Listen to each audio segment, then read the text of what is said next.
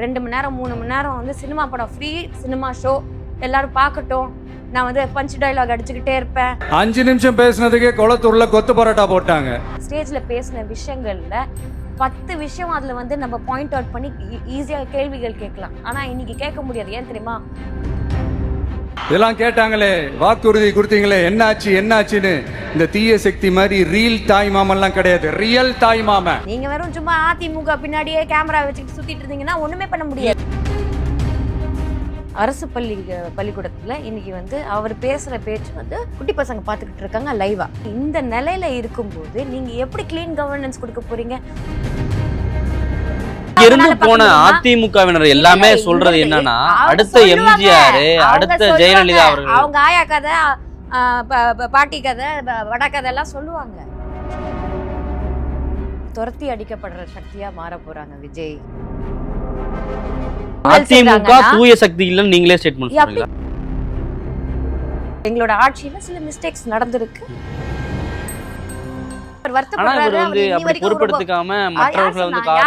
யார் சொல்றது? யாரு பொதுச் செயலாளரோட நாற்காலிக்கு ஆசைப்படுறவங்க?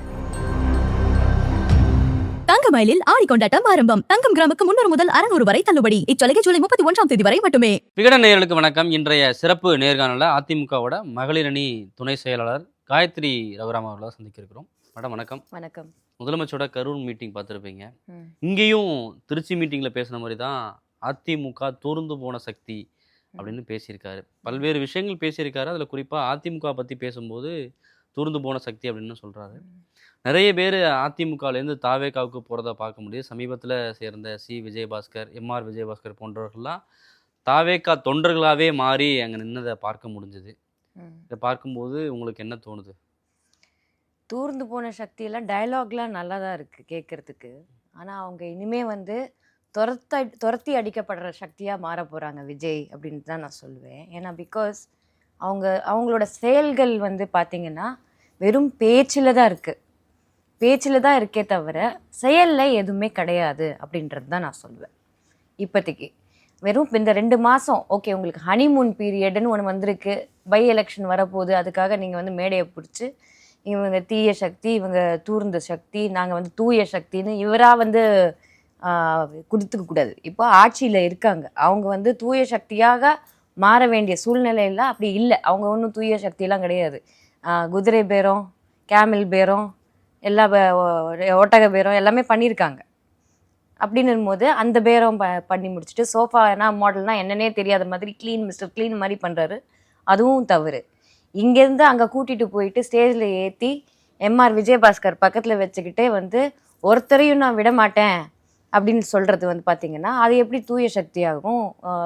யார் யாரோட முகமுடியெல்லாம் கீழே விழப்போகுது அப்படின்றது தான் பார்க்கும்போது அப்படின்னு சொல்லிட்டு நான் க்ளீன் சொல்லிட்டு பக்கத்தில் விஜயபாஸ்கர், எம்ஆர் விஜயபாஸ்கரையும் எல்லாருக்குமே ஊருக்கே தெரியும் அவங்களோட எந்த கேஸில் வந்து அவங்க வந்து இருக்காங்க அப்படின்றது. லேண்ட் கிராபிங் கேஸு, ஒருத்தர் வந்து குட்கா கேஸில் இருக்காங்கன்றது ஊருக்கே தெரியும்.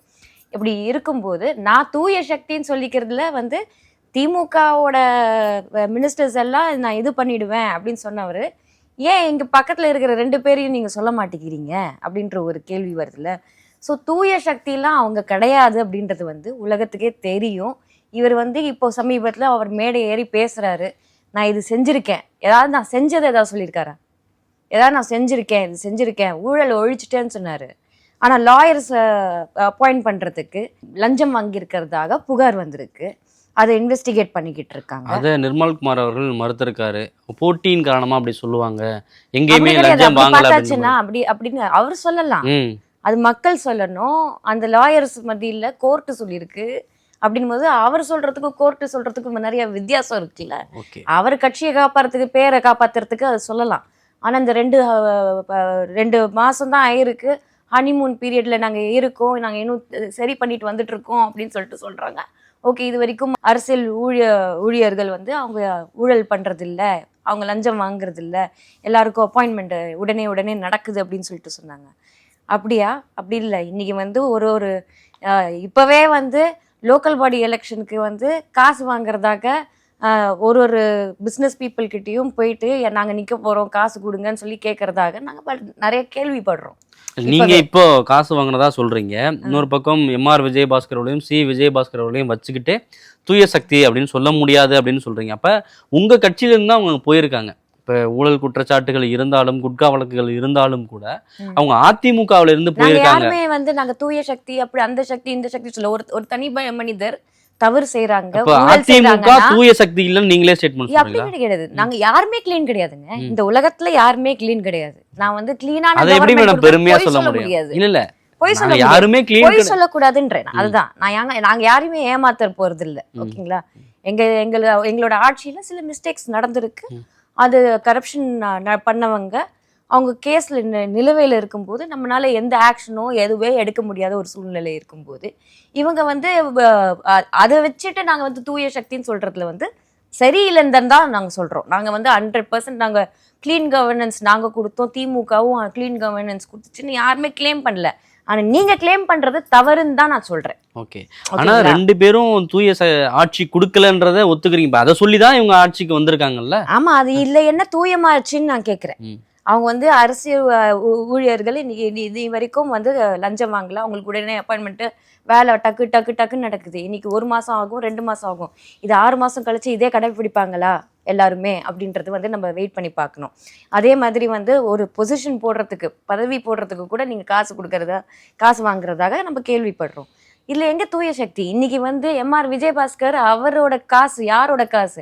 அனைத்து இந்திய அண்ணா திராவிட முன்னேற்ற கழகம் அவரை வளர்த்து இன்னைக்கு அவர் காசு சம்பாதிச்சு அவர் போய் தாவேக்கால செலவழிச்சு அவர் மேடையை போடுறாருன்னா இது எப்படி தூய சக்தியா? அவங்க ரெண்டு பேரும் ஸ்டில் அதிமுகவிலே கண்டினியூ பண்ணாங்கன்னா நீங்க இந்த விமர்சனத்தை அவங்க மேல கண்டிப்பாக இருக்கும். யாரும் காப்பாத்த போறது இல்ல. இப்போ ஒருத்தங்க மீது வந்து கில்ட்டின்னு ப்ரூவ் ஆச்சுன்னா யாரும் காப்பாற்ற போறது இல்லை. அதுதான் அனைத்து இந்திய அண்ணா திராவிட முன்னேற்ற கழகம் பல இடங்கள்ல வந்து புரட்சி தலைவி அம்மாவுமே வந்து சஸ்பெண்ட் பண்ணியிருக்காங்க, பொசிஷன்ல இருந்து சஸ்பெண்ட் பண்ணியிருக்காங்க, நீக்கம் செஞ்சிருக்காங்க. அப்படின்னும் போது இதெல்லாம் நாங்கள் கண்கூடா பார்க்காத விஷயம். அதிகாரிகளா இருக்கட்டும் யாரா இருக்கட்டும் இந்த மாதிரி தவறுகள் நடந்திருக்கு அப்படின்னா உடனே நீக்கப்பட்டிருக்காங்க கட்சியிலேருந்தோ இல்லை வந்து பதவியிலேருந்தோ, இல்லைன்னா வந்து அவங்களோட சஸ்பென்ஷன் வந்து அதிகாரிகள், போலீஸ் அதிகாரியா இருக்கட்டும் ஐஏஎஸ் அதிகாரியா இருக்கட்டும் மாற்றப்படுவார்கள். அப்படின்னு ஜெயலலிதா அவர்கள் ஆட்சி காலத்துல இந்த நடவடிக்கைகள் எல்லாம் இருந்தது அப்படிங்கறத பார்க்கும். அததான் வந்து ஒரு இரும்பு பெண்மணி அப்படின்ற மாதிரியான ஒரு இதெல்லாம் பண்ணலையே சொல்லியிருக்காங்க. இதை எடப்பாடி பழனிசாமி அவர்கள் பண்ணாரா அப்படின்னு கேட்கிறேன். அதுதான் சொல்றேன். கில்ட்டின்னு வர வரைக்கும் எங்கனால வந்து எந்த ஆக்ஷனும் நம்மளால எடுக்க முடியாது. ஓகேங்களா? ஒருத்தர் கில்ட்டின்னு ஒரு சொல்ற வரைக்கும் தான் நம்மளுக்கு ஆக்ஷன். ஆனா ஒரு கேஸ்ல நிலுவையில இருக்கிற ஒருத்தவங்களை நீங்க இந்த கட்சியில இருந்து இன்னொரு கட்சிக்கு மாத்துறது எப்படி தூய சக்தி ஆகும் அப்படின்னு தான் நான் கேட்கிறேன்.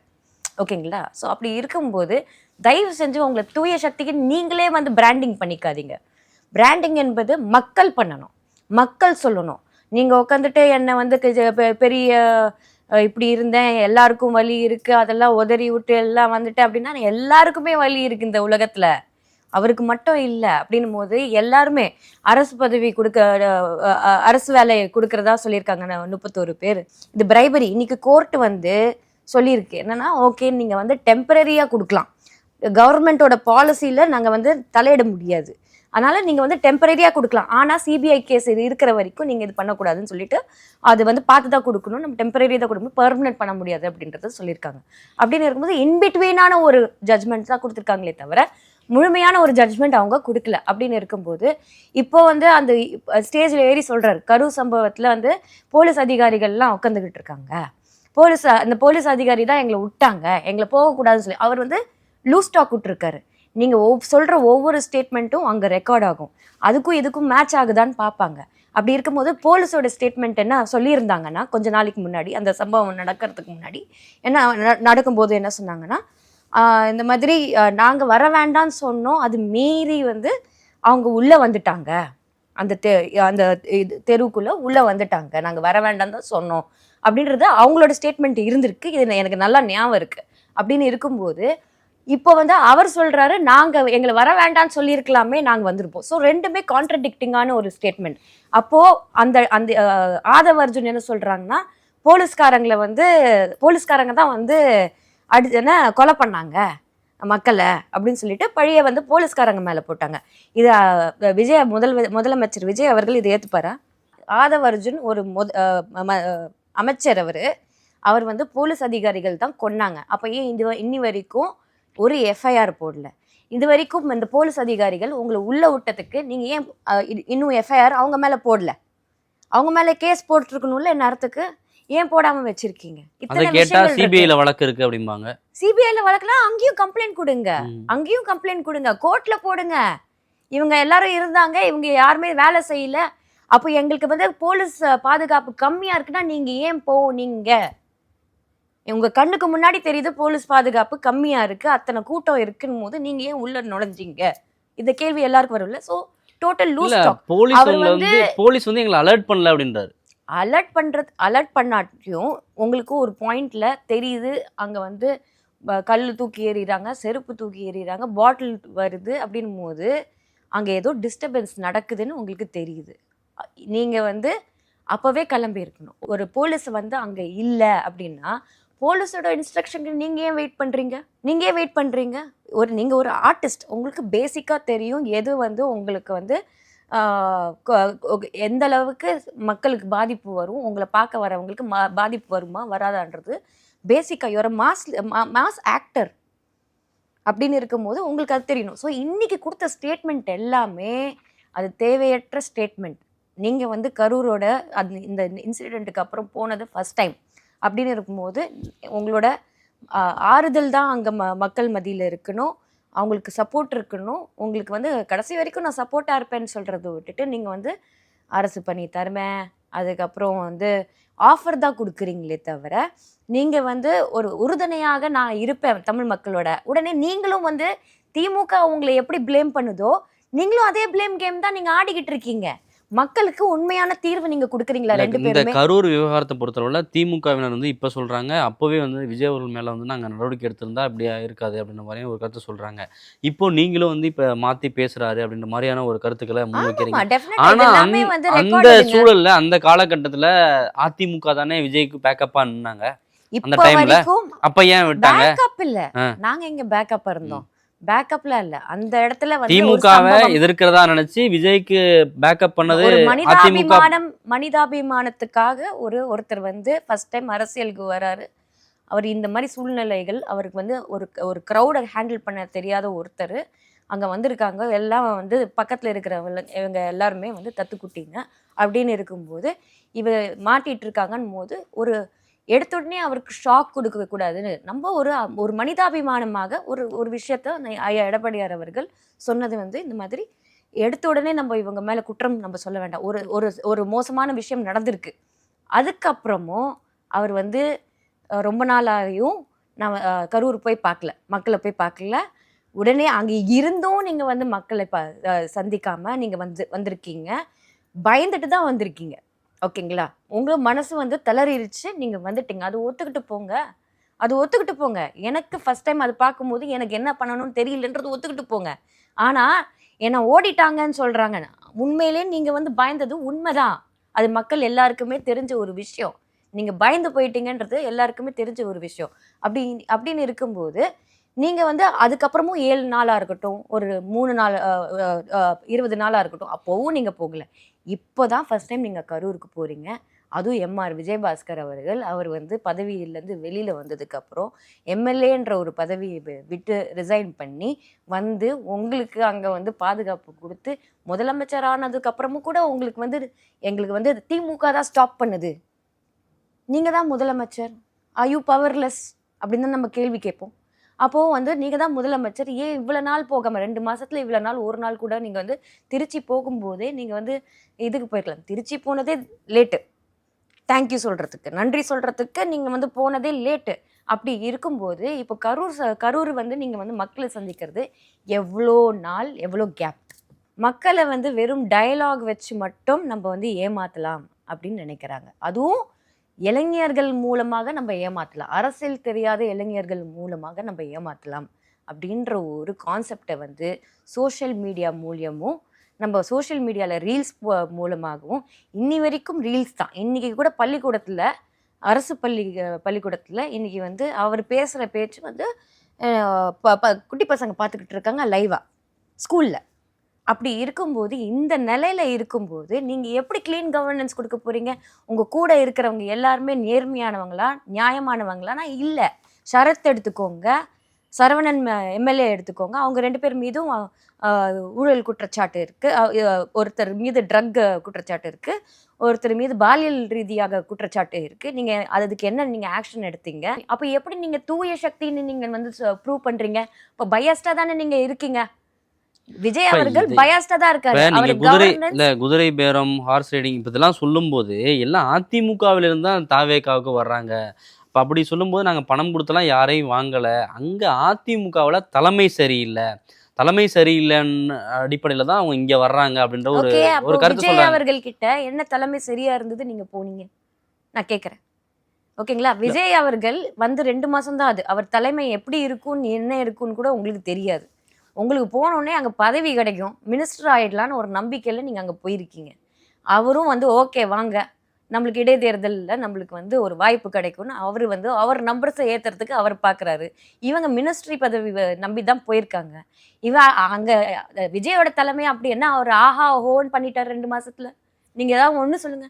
சிங்கப்பெண் போலீஸ் இது கூட யார் கொண்டு வந்தது ஃபர்ஸ்ட்?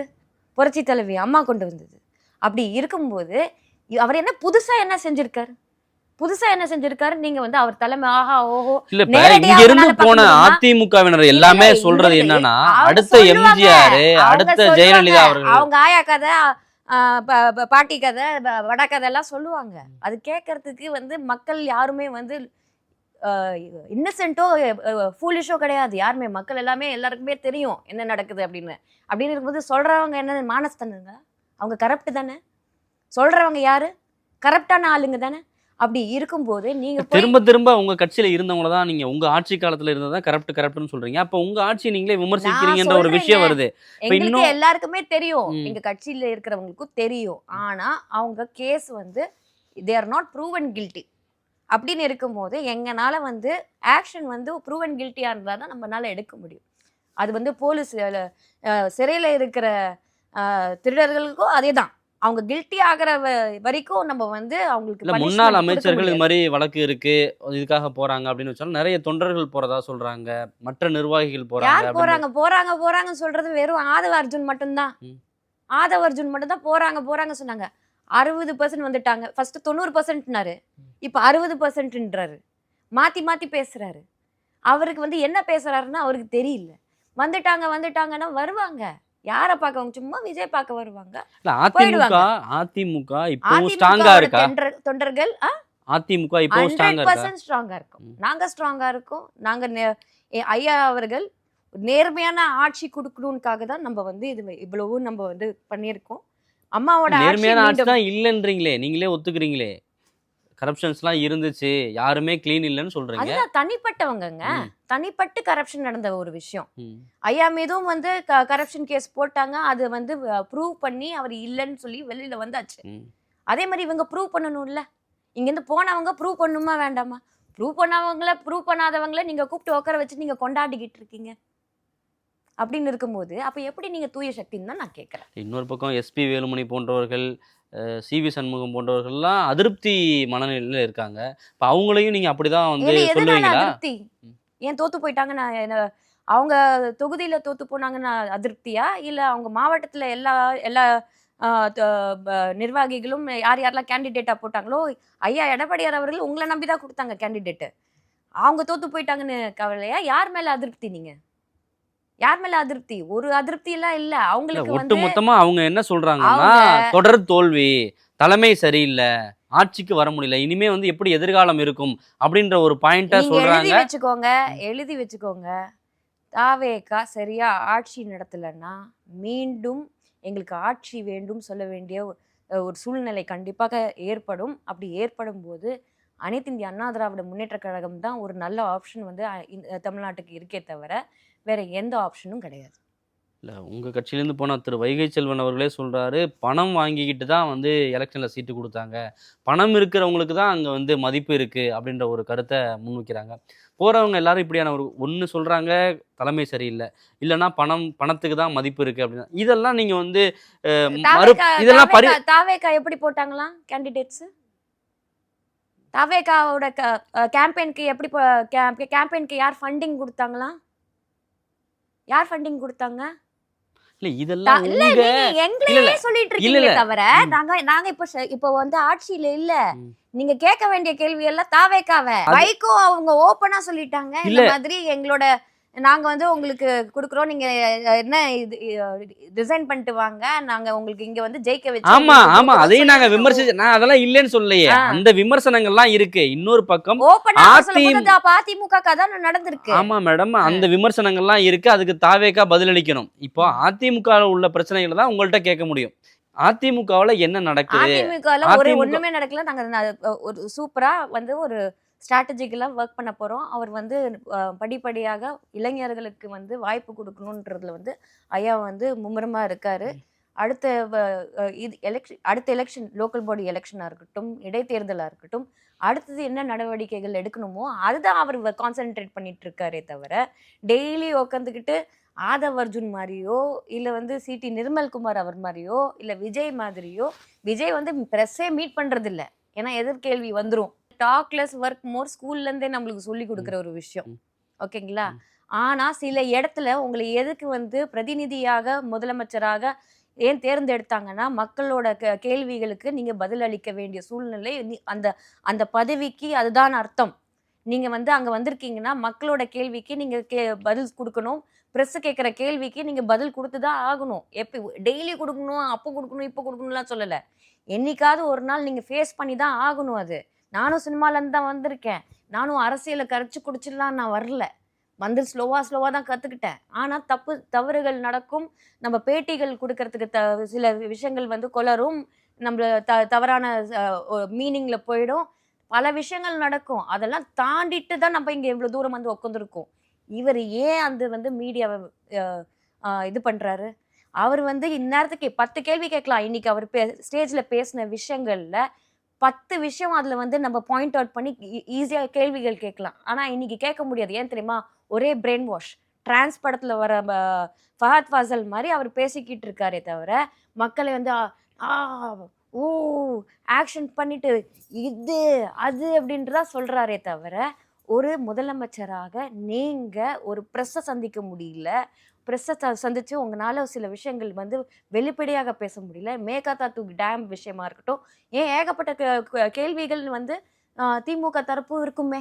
நீங்க எங்க மேல பிளேம் போடுறீங்க. வாய தரங்க சிஎம்னு சொல்லி என்ன விமர்சிக்கிறாங்க.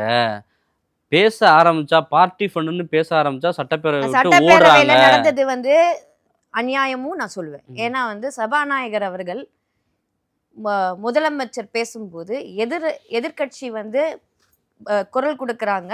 எதிர்க்கட்சி தலைவருக்கு நீங்க வந்து அவங்களுக்கு தான் நீங்க வந்து அடுத்த இது கொடுக்கணுமே தவிர, பதில் அளிக்கிறதுக்கு அவங்களுக்கு தான் உடனே கொடுக்கணுமே தவிர, ஏன்னா ஃபயர் டு ஃபயர் தான் வரணும். ஃபயர் டு பக்கத்துல இருக்கிற பஞ்சு உட்டு அப்படின்னு போகக்கூடாது. ஃபயர் டு ஃபயர் தான் இருக்கணும். அப்படின்னு இருக்கும்போது நீங்க வந்து எதிர்க்கட்சி தலைவர் என்ன சொல்ல வராரு, அவர் என்ன சொல்லட்டும். அவர் தப்போ ரைட்டோ, அவர் என்ன சொல்றாரு நம்ம கேட்கறதுக்கு நம்ம இருக்கணும். அதுதான் நியாயமான ஒரு விஷயம். ஆனா இப்போ வந்து அடுத்த சான்ஸ் வந்து பக்கத்துல இருக்கிற செங்கோட்டையன் அவர்களுக்கு, அப்புறம் வந்து ஆதவ் அர்ஜுன் அவருக்கு. ஆதவ் அர்ஜுன் என்ன பேசுறாரு? காவேரியை பத்தி ஒரு கதையா சொல்லிக்கிட்டு இருக்கு. என்ன மேட்டர்? உங்களுக்கு காவேரியில என்ன பிரச்சனை, அது என்ன, அது எப்படி தீர்க்க முடியும் அப்படின்னு தான் சொல்லணும். மேகதாதுல என்ன பிரச்சனையோ அது எப்படி தீர்க்கலான்னு தான் நம்ம சொல்ல முடியும். கதை சொல்லிக்கிட்டு இருக்காரு. அப்படி இருக்கும்போது இப்போ இங்க கேட்குற கேள்விக்கு நீங்க சபாநாயகர் இமீடியட்டா அவங்க கொடுக்காம ஒரு 2 மணி நேரம் கழிச்சு நீங்க இவருக்கு வாய்ப்பு கொடுத்து நீங்க பேசுங்கன்னா, அப்ப எப்படி கரெக்டா அந்த பதிலுக்கு இப்போ பதில் சொல்றேன் அப்படின்னு நம்ம எப்படி சொல்ல முடியும்? நான் டைரக்டா டிபேட்டட் வந்துச்சுன்னா ஆப்போசிட் டு ஆப்போசிட் தான் போகணும். சபாநாயகர் என்னை பொறுத்த வரைக்கும் பயஸ்டா தான் இருந்திருக்கார் அந்த இடத்துல.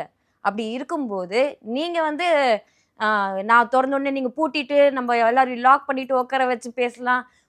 ஒரு 2 மணி நேரம் 3 மணி நேரம் வந்து சினிமா படம் ஃப்ரீ சினிமா ஷோ எல்லாரும் பார்க்கட்டும். நான் வந்து பஞ்ச் டயலாக் அடிச்சுக்கிட்டே இருப்பேன். பின்னாடி பேக்ரவுண்ட் ஸ்கோர் மியூசிக் போடுங்க, டிக்கெட்டை வித்துடுங்க அப்படின்னு சொல்லிட்டு இந்த ஸ்டைல் போயிட்டு இருக்கு. இந்த சூழல்ல அதிமுக ஸ்ட்ராங்கா இருக்கணும்ல. திமுக ஸ்ட்ராங்கா ஃபைட் பண்றாங்க. ஆனா அதிமுகவுல இருந்து சாராசாரி ஆட்கள் போறது தான் கேள்வி கேக்குறாங்க. அங்க தலைமை சரியில்லையா? மீடியால அது மட்டும் தான் ஃபோக்கஸ் பண்றீங்க. ஏன்னா மக்கள் பிரச்சனை நீங்க பேசுறது இல்ல. யார் போறாங்க? அப்பேற்பட்ட என்ன தியாகிகளா போறாங்க? போறவங்க அதான் நான் கேட்கிறேன். நீங்க அதுதான் கான்சென்ட்ரேட் பண்றீங்களே தவிர, மக்களோட பிரச்சனையை நீங்க கான்சென்ட்ரேட் பண்ணக்கூடாதுன்னு தானே இந்த மாதிரி விஷயங்கள் நீங்க வந்து கொண்டு வந்துட்டு இருக்கீங்க. அவர் ஏதாவது ஆக்கப்பூர்வமா நான் தமிழ்நாட்டுக்கு இது செஞ்சிருக்கேன்னு சொல்ல சொல்லுங்க. ஒரு 20 விஷயம் சொல்ல சொல்லுங்க. 2 மாசத்துல ஒரு 20 விஷயம் பண்ண முடியாதா? என்ன பண்ணாருன்னு சொல்லணும்ல.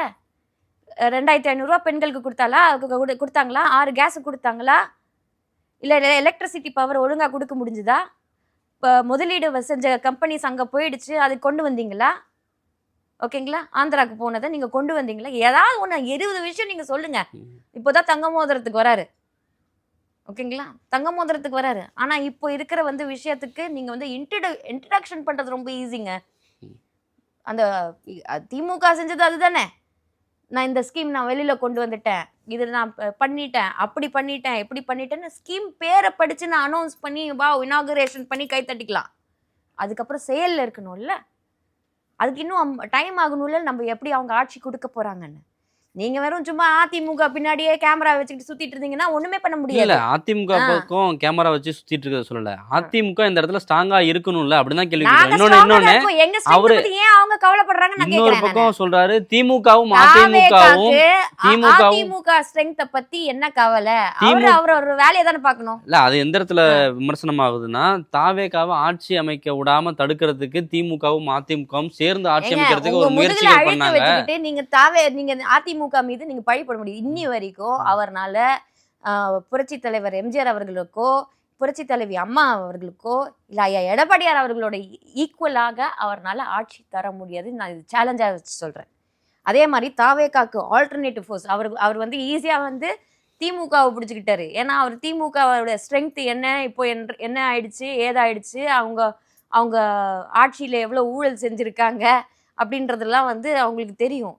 திமுகல இருக்கிறது பாதி பேர் அவங்களும் அதிமுக எம்எல்ஏக்கள் தான், அதிமுகவோட மெம்பர்ஸ் தான் இங்கேயும் மாறி இருக்காங்க. அப்படின்னு இருக்கும்போது எவ்வளோ இது பண்ணியிருக்காங்க, இவங்க எவ்வளோ ஊழல் செஞ்சுருக்காங்க. ஒருத்தரோட மூஞ்சி முகமொழி அவங்க கிழிக்கிறேன்னு சொல்கிறாருல்ல, கிழிக்கட்டும். எங்களோட அதிமுகல இருக்கிறவங்களோட முகமுடியும் கிளிங்க.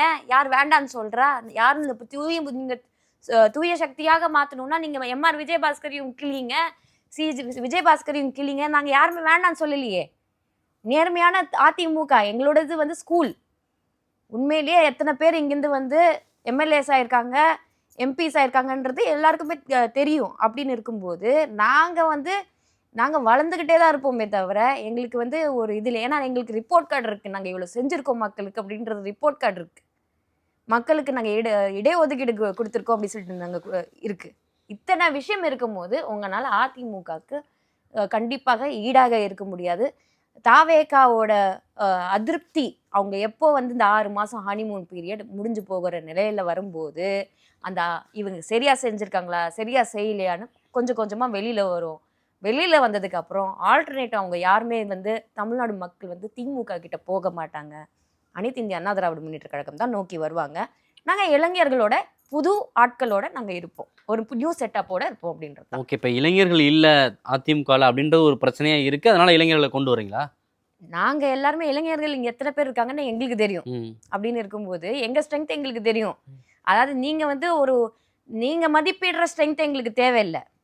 ஓகேங்களா? எங்கள் ஸ்ட்ரென்த் என்னன்றது தெரியும், எங்களுக்கு எப்படி வளர்க்கணும்னு தெரியும், எங்களுக்கு எத்தனை ஸ்டூடெண்ட்ஸுக்கு நாங்கள் லேப்டாப் கொடுத்துருக்கோம், எத்தனை ஸ்டூடெண்ட்ஸுக்கு நாங்கள் ஒரு வாழ்க்கை கொடுத்துருக்கோம், ஏழை மக்களுக்கு வயிற்றுல சாப்பாடு போட்டிருக்கோன்றது மக்கள் அறிவாங்க. எங்களுக்கு இந்த விஜயபாஸ்கர் அப்படின்ற ஒரு விஷயம் இருக்குல்ல, வெற்றியாக தான் இன்னைக்கு இந்த புதுசாக ஒருத்தரங்களை நம்ம தேர்ந்தெடுத்து பார்ப்போம் அப்படின்றது தான். அப்போ இவர் என்ன கிழிக்க போறாரு, என்ன காமிக்க போறாரு எப்படின்றது நம்ம வெயிட் பண்ணி பொறுத்து. எடப்பாடி பழனிசாமி அவர்களே சார்பணிகள்லாம் சரியா வேலை செய்யல, முக்கியமான நபர்கள்லாம் யாரும் வேலை செய்யல அப்படின்ற ஒரு குற்றச்சாட்டையே முன்வைக்கிறாரு. 100% இன்னைக்கு ஒரு வெறும் ஐயா எடப்பாடியார் மட்டும் அவர் மட்டும்தான் தோல்வியை சுமக்கணும்னு அவசியம் கிடையாது. கட்சியில யார் கடைசி தொண்டன் வரைக்கும் எல்லாருமே அதுக்கு பொறுப்புன்னு தான் நான் சொல்வேன். ஏன்னா எல்லாருமே இந்த அனைத்து இந்திய அண்ணா திராவிட முன்னேற்ற கழகத்துக்கு அர்ப்பணிச்சிருக்கணும், வேலை செஞ்சிருக்கணும், அவங்க பண்ணியிருக்கணும். அது உங்க சைட்ல இருந்து அது புரிஞ்சுக்க முடியுது. ஆனா மற்ற தலைவர்கள்லாம் என்ன சொல்றாங்கன்னா, ஒரு தலைமையா அதை பொறுப்பு எடுத்துக்கணும். ஜெயலலிதா அவர்கள் இருந்தபோது கூட தோல்விக்கு அவங்க பொறுப்பு எடுத்துப்பாங்க. ஆனா இவர் அப்படி பொறுப்பு எடுத்துக்காம மற்றவர்களை யார் சொல்றது? யாரு சொல்றவங்க எல்லாம் யாரு? அந்த பொதுச் செயலாளரோட நாற்காலிக்கு ஆசைப்படுறவங்க. ஓகேங்களா? அவங்க பேச்சை கேட்டு என்ன பிரயோஜனம்? இப்ப அவர் பொதுச் செயலாளர் பதவியில இருந்து எடுக்கிறதுக்கு தான் ட்ரை பண்றாங்க அப்படின்றீங்களா? ஆமா அதற்கான அதுல முயற்சிகள் தான். இப்போ இல்ல அது ஒரு 3 வருஷமா நடந்துகிட்டு இருக்கு. நான் எப்போ கட்சியில இருந்து சேர்ந்தேனோ அப்ப பாக்குறதுல இருந்து இவங்க பின்னாடியில இருந்து ஒர்க் பண்றாங்கன்றது தெரியும், எல்லாருக்குமே தெரியும். ஆனா அவங்க இன்னொரு விஷயம் சொல்றாங்க, தேர்தலுக்கு முன்னாடியே கூட வந்து இந்த ஒருங்கிணைப்புலாம் அவசியம். ஓபிஎஸ் உட்பட எல்லாரையும் வந்து ஒருங்கிணைச்சு தேர்தலில் வந்து நம்ம பலம் வாய்ந்த முறையில் போட்டியிடணும், அப்பதான் நம்ம வெற்றி பெற முடியும் அப்படின்னு சொன்னோம். அது திரு எடப்பாடி பழனிசாமி அவர்கள் ஏத்துக்கல. அதனால தான் இந்த தோல்வி. இப்ப அதனால தான் இப்ப தாவே கட்ட போய் நிக்க வேண்டிய ஒரு தேவை இருக்கு அப்படின்ற இன்னைக்கு ஒரு தோல்வி கருத்துக்களை அடைஞ்சிருக்கலாங்க. சொல்றாங்களா? இன்னைக்கு தோல்வி அடைஞ்சிருக்கலாம். ம். ஓபிஎஸ் அவர்களை மீண்டும் கொண்டு வந்துட்டு ம். அதுக்கப்புறம் யார் யாரெல்லாம் அவங்க கட்சி விட்டு வந்து போனாங்களோ அவங்களால மீண்டும் கொண்டு வந்துட்டு திருப்பியும் அவங்க நாற்காலிக்கு தான் சண்டை போடுவாங்களே தவிர அனைத்து இந்திய அண்ணா திராவிட முன்னேற்ற கழகத்தை ஸ்ட்ரென்த் பண்ணணும், நம்ம வந்து ஸ்ட்ராங்காக கொண்டு வரணும். ஏன் கொடுத்தாங்க உங்களுக்கு துணை முதல்வர் பதவி கொடுத்தாங்க, என்ன செஞ்சீங்க நீங்கள்? அதுக்கான ஜஸ்டிஸ் நீங்கள் செஞ்சீங்களா? பின்பக்கமாக நீங்கள் வந்து திமுகவோட ஒரு ஒரு உறவில் இருந்தனால தான் நம்ம வந்து எல்லாருக்குமே தெரிஞ்ச ஒரு விஷயம். அவர் இங்கே வந்து யார் அவங்கள ஆப்ரேட் பண்ணுறது தெரிஞ்சுதான் நாங்கள் அப்படி நீங்க அந்த சமயத்துல சொன்னீங்க திமுகவுல உறவுல இருக்காருன்னு. இப்போ தாவேகா அதே விமர்சனத்தை முன்வைக்கிறாங்க. அதிமுகவோட தயவுல வந்து இவங்க ஆட்சி ஏன் அமைக்க இன்னைக்கு முயற்சி அவர் பண்ணாங்க. சொல்றாரே. இன்னைக்கும் சொல்லியிருக்காரு. இன்னைக்கு வந்து என்ன சொல்றாருன்னா, அவர் சொல்றாரு இந்த மாதிரி ஸ்டாலின் சார் எனக்கு ரொம்ப பிடிக்கும், தனிப்பட்ட முறையில் எனக்கு ஸ்டாலின் சார் எனக்கு பிடிக்கும். இந்த நம்ம உலகத்துல எல்லாருமே வந்து அரசியல் எதிரியும் கிடையாது, யாரும் நண்பனும் கிடையாது. அந்தந்த அந்த வேலைக்கு அந்த பவர் வரத்துக்கு எல்லாருமே அவங்க அவங்க அவங்களோட ஸ்ட்ரென்த்தை ப்ரூவ் பண்ணுறதுக்கு தான் இருப்பாங்களே தவிர இவங்க எதிரி இவங்க நட்பு அப்படின்லாம் கிடையாது. ஆனால் இந்த ரீதியாக திமுகவும் அதிமுகவும் எப்பவுமே ஒரு ஜென்ம எதிரியாக இருந்துகிட்டு இருக்கு. இது வரைக்கும் பாஜகவோட மறைமுக கூட்டணி அப்படின்னு சொன்னீங்க, ஓகேங்களா? நாங்கள் டைரெக்டாகவே கூட்டணி வச்சுப்போம். எங்களுக்கு வந்து உண்மையே வெளியில் பேசுறதுக்கு தைரியமாக சொல்கிறதுக்கு எங்களுக்கு தைரியம் இருக்குது. நாங்கள் மறைமுக கூட்டணிலாம் வைக்கணும்னு அவசியமே கிடையாது. அதை தாண்டி இப்போ இடைத்தேர்தல் வந்தாலும் எல்லாமே ஒரு அதிமுக வென்றெடுத்த ஒரு தொகுதிகளில் தான் வரப்போகுது. இப்போ அந்த முகங்கள் எல்லாமே வந்து தாவேகாவுக்கு போயிருக்காங்க. இது மிகப்பெரிய சவாலாக அதிமுகவுக்கு இருக்கும். அது எப்படி வெற்றி பெறுவதற்கான சாத்தியங்கள் இருக்கா? இதை வந்து 100% விஜய் அவர்கள் என்ன சாத்தியம் இருக்கு. விமர்சிக்கிறாருன்னா, இந்த இடைத்தேர்தல்கள்ல திமுகவும் 6 அதிமுகவும் மாசம் கூட்டணி இருக்கு. அப்படியே வந்தாலும் அவங்க இடைத்தேர்தல் வந்து அறிவிச்சாலுமே எப்போ நடக்க போகுது நம்மளுக்கு கிட்டத்தட்ட ஒரு 6 மாசம் டைம்னே வச்சுக்கோங்க. ம். அந்த 6 மாசம் நல்லா ஆட்சி கொடுக்கணும். பொய் சொல்லிட்டு இருக்க முடியாது. டெய்லி டிவியில் வந்து மேடை போட்டு பொய் சொல்ல முடியாது. அவர் இன்னும் இப்போ ப்ரெஸ்ஸை மீட் பண்ணுறது இல்லை. கேள்வி நறுக்குன்னு கேள்வி கேட்பாங்க, அதுக்கு இன்னும் அவர் தயாரா இல்லை. அப்படின்னு இருக்கும்போது நீங்கள் வந்து பொய் சொல்லலாம். ஒரு ஸ்டேஜில் ஏறி என்ன வேணால் பேசலாம். வாய்க்கு வந்தபடி பேசுகிறீங்க, வாய் இருந்தால் என்ன வேணால் பேசலாமான்னு அவர் கேட்டார். நீங்களும் அதான் செஞ்சுக்கிட்டு இருக்கீங்க. ஸ்டேஜே அதுக்கு தான். நீங்கள் வந்து உங்களோட மெசேஜ் நீங்கள் என்ன சொல்லணுமோ அது நீங்கள் சொல்கிறதுக்கு தாங்க இருக்கீங்க. ஆனால் நீங்கள் சொல்கிறது எல்லாமே பொய் தான். நீங்கள் வந்து கொடுத்த வாக்குறுதிகள் இன்னும் நிறைவேற்றப்படலை. 2 மாதம் ஆகி இன்னும் 2500 ரூபா பெண்களுக்கு கொடுக்கல. அப்படின்னு இருக்கும்போது நீங்கள் நேர்மையான ஆட்சி கொடுக்குறீங்களான்னு 6 மாதம் வரைக்கும் டைம் இருக்கட்டும். கஜானா காலின்றார்ல.